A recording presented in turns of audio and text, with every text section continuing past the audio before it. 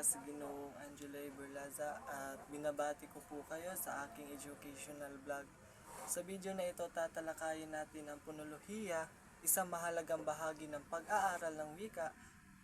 At kung gusto mong mas maiintindihan kung paano nabubuo at nagagamit ang tunog sa Filipino, panoorin mo ito hanggang dulo. Ang ponolohiya ay sangay ng lingwistika na nag-aaral ng mga tunog ng wika at kung paano ito inaayos, ginagamit at nagkakaroon ng kahulugan. Hindi lang basta tunog ang pinapakinggan dito, kundi kung paano nababago ang kahulugan ng salita kapag nag-iba ang tunog. Ang halimbawa na lamang dito ay ang bata at bata. Isang tunog lang ang nagbago pero nag-iba ang kahulugan. Ang punima naman ay ang pinakamaliit na unit ng tunog na may kakayahang magbago ng kahulugan ng salita. Halimbawa na lamang dito ay ang P sa puso at B naman sa buso.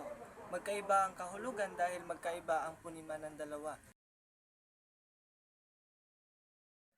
Ang punimang segmental ay ito ang mga katinig at patinig na binibigkas sa wika.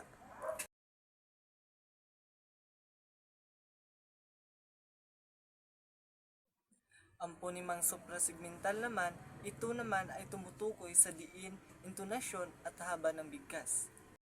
Sa punimang suprasegmental naman, ay nag-iiba-iba ang kahulugan depende sa diin. Mga kahalagahan ng ponolohiya. Mahalaga ang ponolohiya dahil mas nauunawaan natin ang tamang pagbigkas ng salita.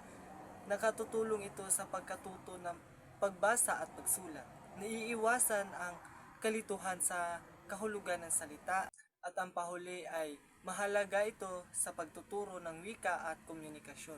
Sa ating pagbubuo dito sa ponolohiya o sa madaling salita ay ang ponolohiya ay pag-aaral ng tunog ng wika, kung paano ito nabubuo at kung paano ito nakakaapekto sa kahulugan ng salita.